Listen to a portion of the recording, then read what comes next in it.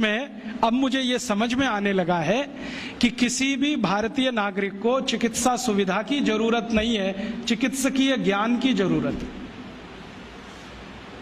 Health facilities नहीं चाहिए, knowledge चाहिए। नॉलेज की बहुत कमी, और इतनी कमी है कि पढ़े लिखे लोग उससे ज्यादा पीड़ित हैं। छोटी छोटी बातें नहीं जानते। पानी को उबाल के पीना, ये इतनी छोटी सी बात है, लेकिन आज के समय की बीमारियों में सबसे इफेक्टिव है, खासकर 3 महीने की ये जो। तो आप उनको बता दो भैया पानी उबाल के पियो, उबाल के पानी पीने से क्या होता है वो समझा दो उनको, 10 मिनट में समझ में आ जाएगा। फिर उनसे कहो कि खाना खाते हो तो कुछ ये खाओ ये मत खाओ, क्योंकि दिनचर्या ऋतुचर्या जो आयुर्वेद की है ना, वो जरूर सीख लो।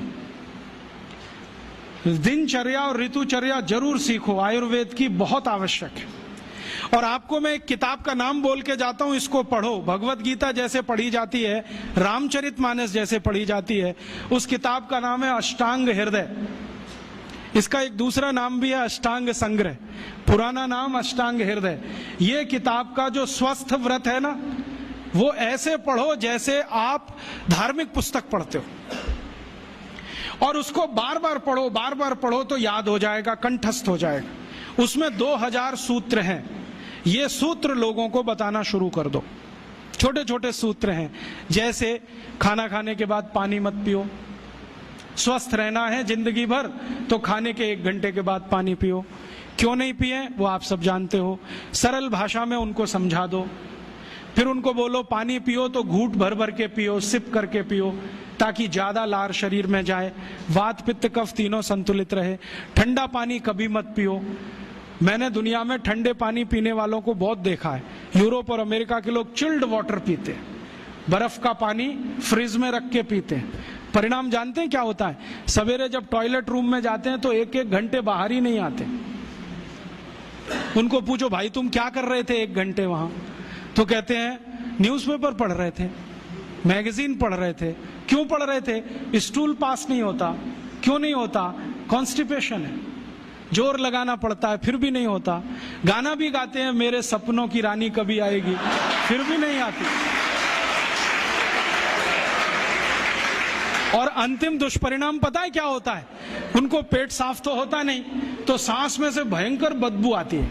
किसी अमेरिकन यूरोपियन के नजदीक बैठ जाओ, अगर वो लिस्ट्रीन स्प्रे करके नहीं आया तो 1 मिनट नहीं बैठ सकते।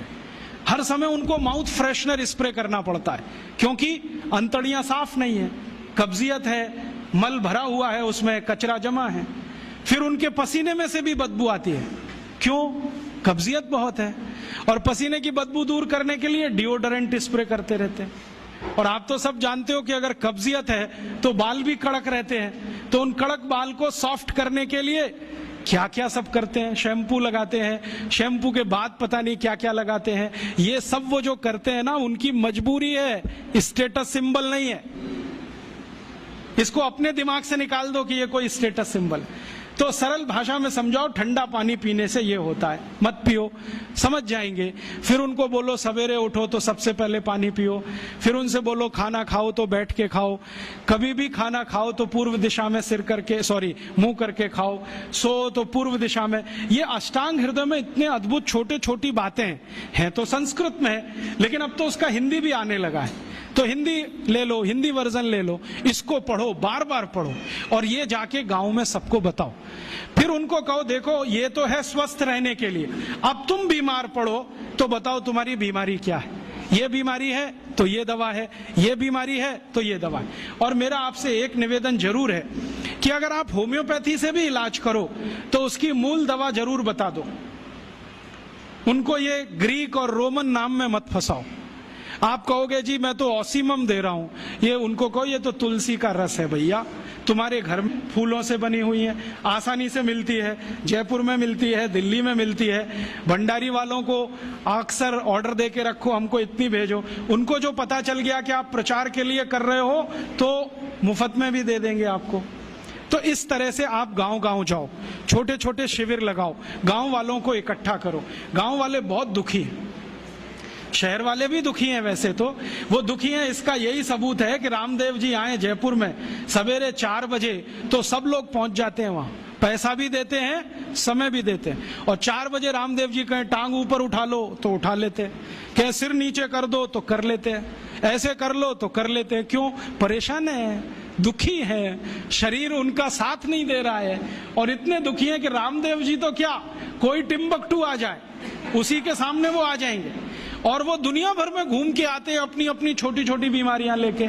तो इन जो दुखी लोगों का थोड़ा थोड़ा आप मदद कर दो इलाज के रूप में, ये सब आपके भगत हो जाएंगे। और ये भगत हो जाएंगे तो कहो आप भी प्रचार करो इसका, वो भी करें, आप भी करो, तो ये इतना तेजी से मल्टीप्लाई करेगा कि 2-5 साल में एलोपैथी का बाजा बज जाएगा। और बजा देना है अपने को। हाँ, ये संकल्प लेके चलो कि इनका बाजा हमको बजाना है। मैं बहुत जल्दी एक टीवी चैनल शुरू करने जा रहा हूं एलोपैथी का बाजा बजाने के लिए। इनकी सब पोल खोलनी है मुझे। हाँ, इनकी इतनी पोल हैं मेरे पास, कम से कम 1,500 से ज्यादा डॉक्यूमेंट्स हैं जो एलोपैथी के गंदेपन को सिद्ध करने वाले, इनकी निकृष्टता को सिद्ध करने वाले, ये कितने अनसाइंटिफिक हैं वो बताने वाले हैं, कितने डॉगमेटिक हैं वो बताने वाले हैं। मेरे पास ऐसे बहुत इंटरव्यूज हैं बड़े बड़े डॉक्टरों के, वो कहते हैं कि हम कोई डायग्नोसिस नहीं करते, तीर मारते, लग गया तो ठीक, नहीं तो तुक्का। और वो कहते हैं हम तो एक ही सिद्धांत पे काम करते हैं, ट्रायल एंड एरर, देते जाओ गलतियां करते जाओ, देते जाओ गलती, भले मर जाए पेशेंट उसमें। हमारे पास तो कम से कम ये नहीं है ट्रायल एंड एरर वाला।